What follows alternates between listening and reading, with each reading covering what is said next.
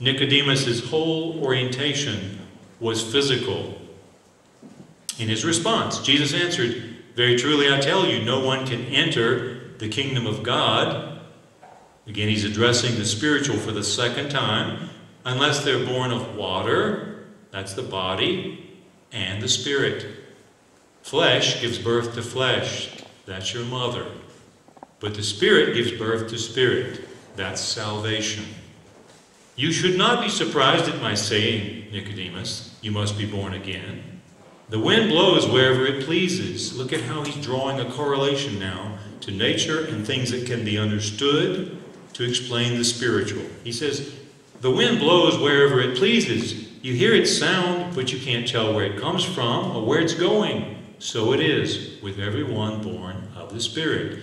Nicodemus, I'm trying to get you to experience something that you don't understand. Let's look at this. It's like being born, but it's not really being born. It's like the wind blowing, but it's not really the wind in the trees, is it? There's another dynamic. It's this dynamic. He's trying to tell Nicodemus that he has a spirit that needs to come alive. How many times have you thought about training to do that as a doctor? Let's talk about it. As doctors, we're going to have great privileges to engage patients at several levels. And I think chronic disease is one of those delightful ways to do it.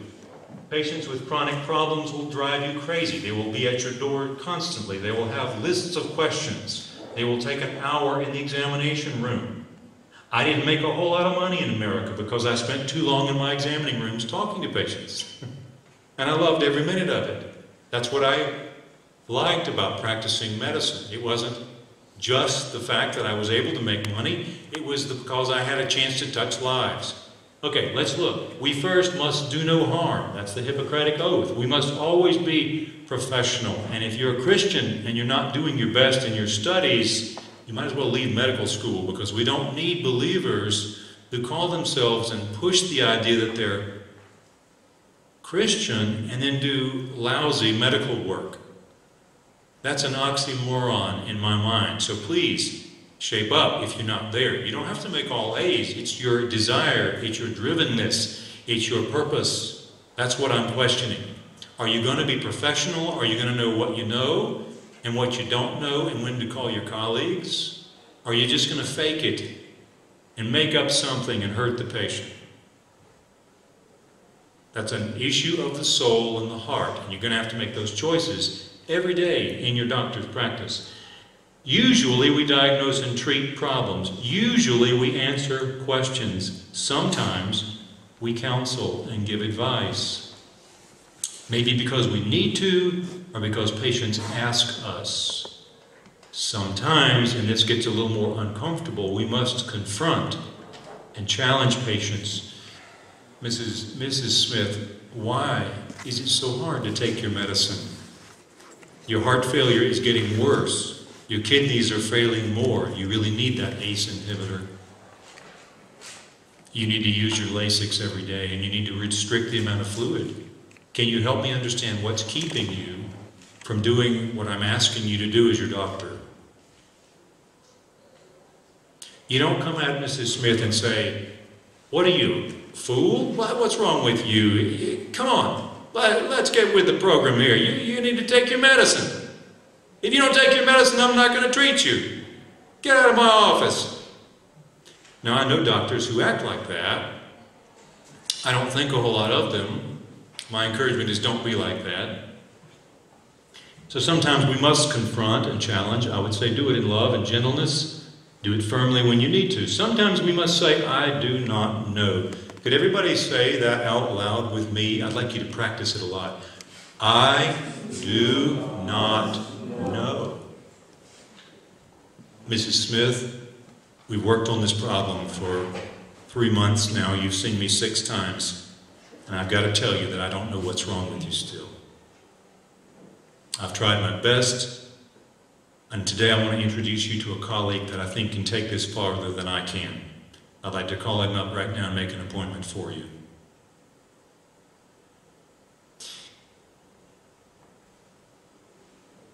Mrs. Jones, I don't know why that car ran over your daughter. I'm so sorry. But I'm here to help you put life back together. I know some people that can help you get through this. I'd like to introduce you to them, but I just don't know why this happened. I'm sorry. That's a real good thing to practice. Say it often and say it loudly. I don't know. I just don't know. That keeps you humble, and that's a good trait for doctors. And then, rarely, we get the privilege of talking about spiritual things in the medical encounter. Oh, we can force this. We can force people to talk about, every patient, you could evangelize. But no, you're not a pastor, you're a doctor. Okay? So I'm not about to encourage you to force spiritual conversations. But folks, they will arise, and when they do, don't run from them. Be prepared. Be excited about that. No one on this earth has a better opportunity to evangelize than a doctor. And it is done by example, not by words. It is done by time invested in relationship building. It is not done by preaching at your patients. So please don't do that. But don't run from those opportunities when they are searching. It's very easy to say, I know this is really hard for you. It would mean a lot to me if I could pray for you. How would you feel if we just prayed for a minute? Now that's not threatening. They can be Hindu, Muslim, Jewish, atheist, and they can still respond to that question with a polite yes or no, I'm not comfortable. Almost every patient that I ever asked that said, oh yes, doctor, please pray for me, no matter what their orientation of faith was. I was very surprised. I expected some turnoffs. I didn't get any, really, through the years of my practice. I practiced about 13 years. You know a lot, but you don't know it all. You're going to know a lot more when you get finished with this crazy process called medical training, but you're never going to know it all. So I want you to be humble. I want you to be approachable, because Jesus certainly was, even at night, even by scholars. Let them ask for help without punishing them for taking your time or asking you things that you don't know and embarrassing you because you have to say you don't know. There's a lot of ways that we punish our patients. Don't do that. Just let them ask. Build trust. And that is built on integrity and honesty and open dialogue. No one wants to see a doctor they can't trust. And unfortunately, what I see in Ukraine is patients shopping 5, 6, 8, 10 doctors to synthesize their own diagnosis out of all that because they don't trust any of them that they saw. My encouragement is, be somebody they can trust and inspire confidence. Look people in the eye. Dress for success. Look like you mean that you want to be good. Know what you're doing. Study well and seek excellence in your work. Okay, everybody stand up. Let's stand up. Take a big breath. Stretch your hands over your head. Look forward to supper here in a few minutes. Meter there and check your blood sugar around lunchtime. I'm proud of you that you do that. I know that's a lot of trouble for you. I really want to tell you I appreciate these numbers that you brought to me. It's going to help me treat you better.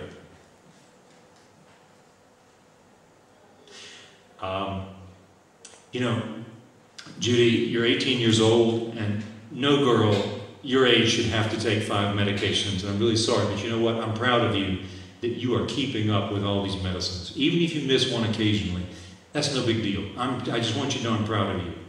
What you're doing is hard to do, and I think you're doing a good job. Those don't take but about 10 seconds, but it means the world to your patients. You'll make a friend for life. Can you imagine being talked to that way by a doctor? Has that ever happened to you? Would you show me your hands? Has that sort of conversation ever happened in your life in a doctor's office? Make it your point to do that at least once a day with somebody. Allow your patients to trust you. You don't need to become their best friend. That's dangerous. You don't need to date any of your patients. That's wrong.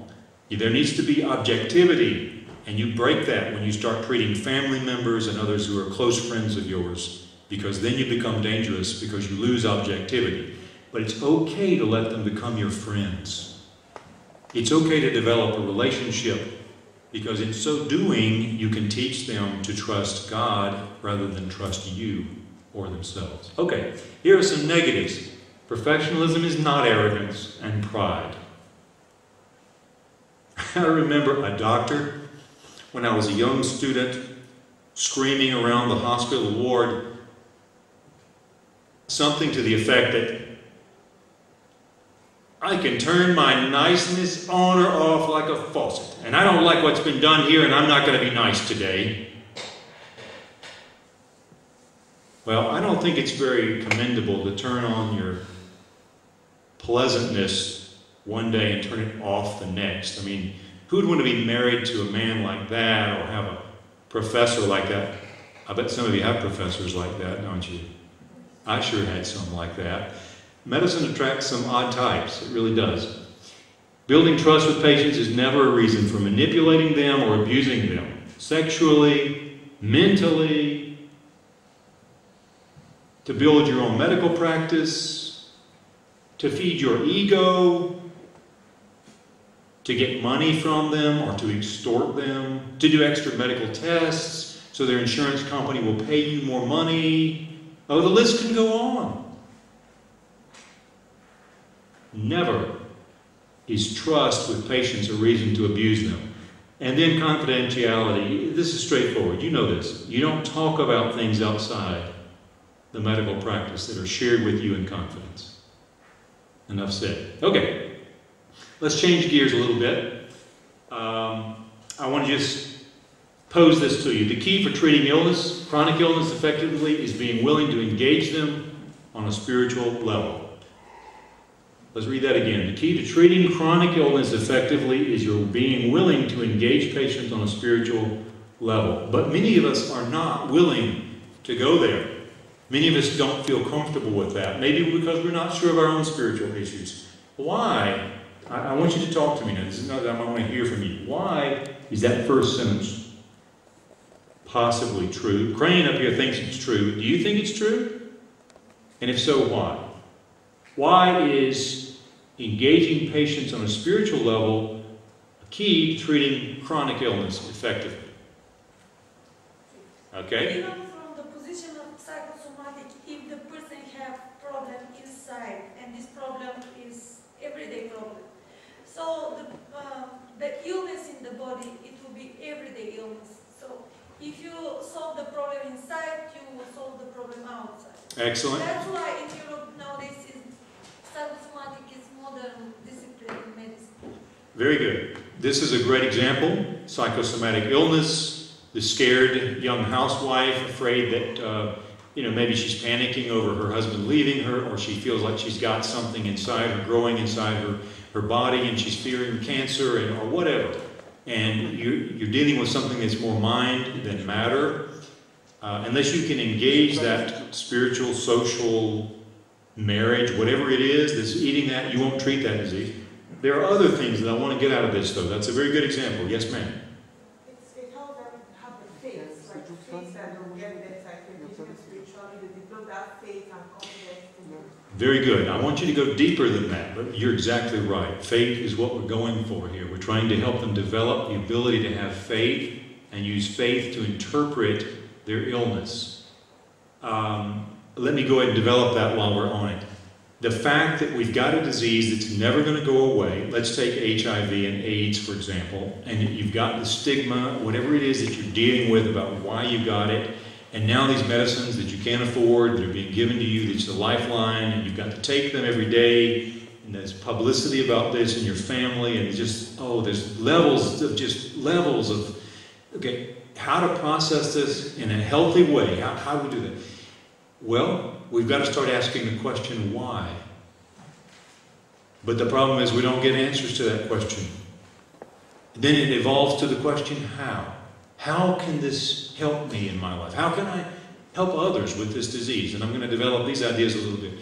So those kind of questions don't come out of medical textbooks. They come out of belief systems called faith. Faith in popularity, faith in money, faith in Hinduism, faith in God, faith in Jesus, faith in whatever. But a belief in M&M chocolate candies can change your life if you really